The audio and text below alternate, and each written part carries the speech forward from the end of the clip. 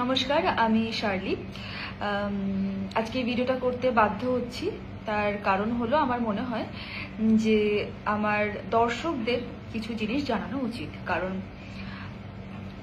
দর্শকদের ভালোবাসার জন্যই আমরা যেমন এই জায়গাটাতে এসেছি, তো তাদের ভালোবাসাটা যেমন আমাদের কাছে খুবই মূল্যবান, ঠিক তেমনই তাদের খারাপ লাগা বা তাদের অপছন্দের কিছু জিনিস, অপছন্দ সেই জিনিসটাও কিন্তু আমাদের কাছে খুবই কষ্টদায়ক।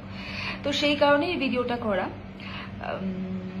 গতকাল একটা ইভেন্ট ছিল, সেখানে আমি যাই এবং সেখানে আমাদের আরো অনেক আমাদের অভিনেত্রীরা যান, আমার অনেক বন্ধুরা যান। তো সেখানে আমি যে কস্টিউমটা পরে গিয়েছিলাম, যে ড্রেসটা পরে গিয়েছিলাম, সেটা নিয়ে অনেক রকমের অনেক মন্তব্য আমি দেখতে পেয়েছি এবং আমার মনে হয়েছে সেটা নিয়ে কিছু বলা উচিত। প্রথম কথা, আমি পোশাক নিয়ে কোনো মন্তব্য করি না, করতে চাই না। সবাই সবার মতো পোশাক পরতে পারেন, সেটা সম্পূর্ণ তার ব্যাপার, সে কোনটাতে কমফোর্টেবল।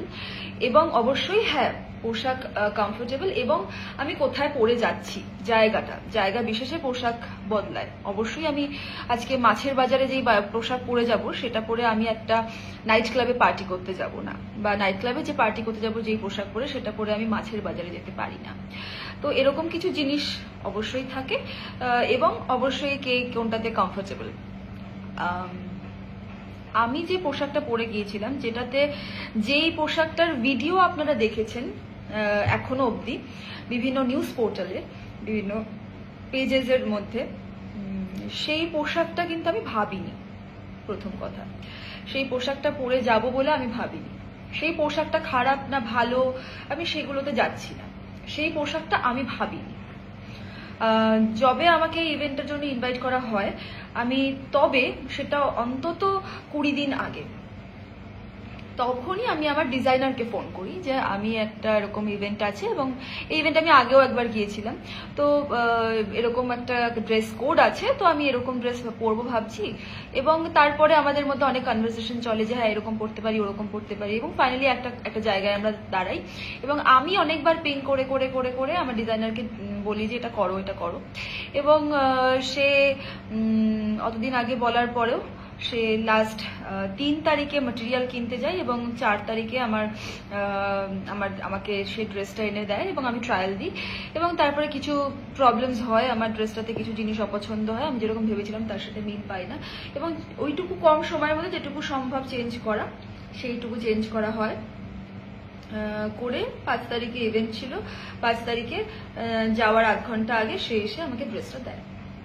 তো ড্রেসটা আমি পরি এবং যেটা অপছন্দ ছিল সেটাকে কোনোভাবে ম্যানেজ করা হয়েছিল, কিন্তু আপার পোর্শনটা যেটা আমি ট্রায়াল দিয়েছিলাম তখন ওরকম লাগেনি, কিন্তু পরবর্তীতে সেটা যে পরে থাকতে থাকতে সেটা চেঞ্জ হয়ে যেতে পারে, মানে একটা জিনিস ধরো আমি চুলটা এভাবে রেখেছি, সেটা টাইম টু টাইম সেটা একটু পরের দিকে, বা আমি রোদে গেলাম বা রাস্তায় গেলাম, ডেফিনেটলি এরকম থাকবে না, এটা এরকম হয়ে যেতে পারে। তো ড্রেসেরও ওরকম কিছু ব্যাপার থাকে, কিছু ড্রেস ওরকম হয়, তো আমি সেটা একেবারেই চাই না। আমি খুব ডিপ নেক পরতে খুব একটা স্বাচ্ছন্দ্য বোধ করি না। স্বাচ্ছন্দ্য বোধ করি না বলতে আমি কমফোর্টেবল নই। হয়তো আপনারা পড়তে দেখতেই পারেন আমাকে, এমন নয় যে আমাকে পড়তে দেখবেন না কোনোদিনও, কিন্তু আমি খুব একটা কমফোর্টেবল নয় বিষয়টাতে। হয়তো কোনো ড্রেস খুব পছন্দ হয়েছে তাই পরে ফেলেছি, বা হয়তো কোনো চরিত্রের জন্য পড়তে হয়েছে, সেটা সম্পূর্ণ আলাদা ব্যাপার। আমি কমফোর্টেবল নই এবং যেখানে আমার নিজের চুজ করার জায়গা থাকে সেখানে আমি খুব একটা চুজ করি না প্রচন্ড ডিপ নেক, সেটা আমার ডিজাইনার জানেন। এবং তারপরেও আমি ওরকম একটা ড্রেস পরি যেটা আমি গাড়িতে যেতে যেতে প্রচন্ড, যেখান থেকে আমি গাড়িতে গিয়েছি অনেকটা রাস্তা, প্রায় 40 মিনিটের মতো লেগেছে। তারপরে ওখানে যাওয়ার পরে সেটা খুবই অদ্ভুত হয়ে গেছে এবং অভিষেক আমাকে নিয়ে গেছিল এবং অভিষেক আমাকে বারবার বলে যে তুমি কি একবার ড্রেসটা ঠিক করে নেবে, এরকমই কি বিষয়টা। ও কোনোদিনও এইসব নিয়ে কিছু বলে না। তাই আমি বললাম যে কি ঠিক করবো, মানে রাস্তার মধ্যে তো কিছু ঠিক করাও পসিবল না ওই মুহূর্তে, বাট তাও যতটা সম্ভব ঠিক করে আমি ইভেন্টে যাই। এবং আমি সত্যি বলছি, আমি এক্সপেক্ট করিনি যে বিষয়টা, এবং সবচেয়ে বড় কথা আমি দেখতে পাচ্ছি না নিজেকে, পুরো বিষয়টা আমি দেখতে পাচ্ছি না। আমি মেকআপ রুম থেকে যখন রেডি হয়ে বেরিয়েছি তখন একরকম আমাকে দেখাচ্ছিল, এবং গাড়ি থেকে যখন নামছি তখন সম্পূর্ণ আলাদা দেখাচ্ছে, ড্রেসটা অন্য রকম হয়ে গেছে গাড়িতে বসে যেতে যেতে, এবং সেটা আমার পক্ষে দেখা সম্ভব নয়। আমি নামতে না নামতে ওখানে অনেক ক্যামেরা ছিল, অনেক মিডিয়ার লোক ছিলেন, এবং সেটা ভিডিও হয়েছে, এবং সেই ভিডিওগুলোর নিচেই এখন অদ্ভুত অদ্ভুত সব কমেন্টস আসছে, জেনারেলাইজ করা হচ্ছে আমাকে নিয়ে যে ইনি এরকমই এই, কিন্তু না, এরকম নই আমি, বিশ্বাস করুন। আমার কষ্ট হয়েছে, আমার খারাপ লেগেছে কমেন্টসগুলোতে, আমি সেই কারণেই এই ভিডিওটা করছি। আমার খারাপ লেগেছে, যেটা নই আমি সেইটা হয়ে আমি খারাপ মন্তব্য শুনতে পারবো না। হ্যাঁ, আমি আজকে যদি কিছু করে থাকি, যে হ্যাঁ আজকে আমি করলাম একটা জিনিস, তারপরে সেটা নিয়ে মানে সমালোচনা হচ্ছে, সেটা সম্পূর্ণ আলাদা ব্যাপার। কিন্তু আমি যেটা করতে চাইনি সেটা হয়ে গেছে, এবং তার জন্য আমাকে শুনতে হচ্ছে, সেটা আমার খারাপ লাগছে, খুবই কষ্ট হয়েছে আমার, সেজন্যই ভিডিওটা করছি। তো সেই সম্পূর্ণ বিষয়টা ছিল একটা ড্রেসের ফল্ট, এবং সেইখান থেকে এত ভিডিও সবাই ভিডিওগুলোতে কমেন্ট করছেন। এবং এটাও বলে দিই যে এমন নয় যে আমি দেখতে পাইনি বলে সেটাই পরে আমি চলে যাচ্ছি গোটা ইভেন্ট, না।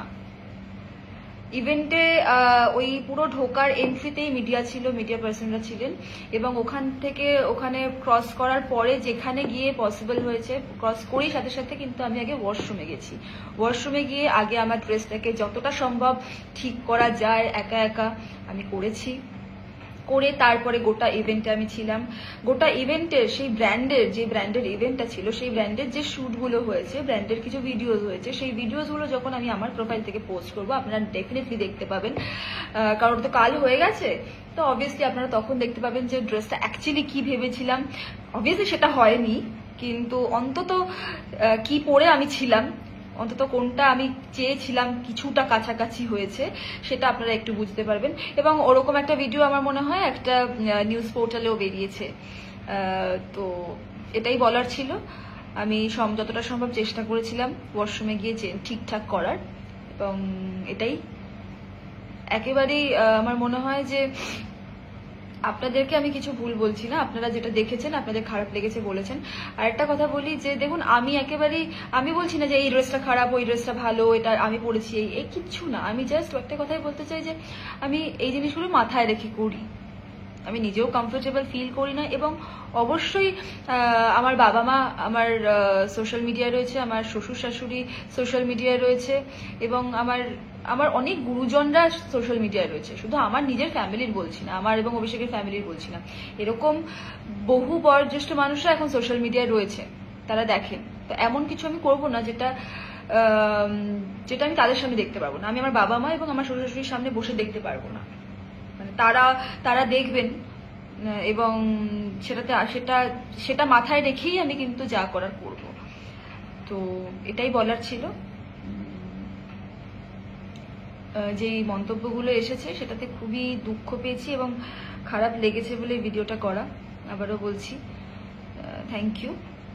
আশা করি যেটা বলার ছিল বলতে পেরেছি।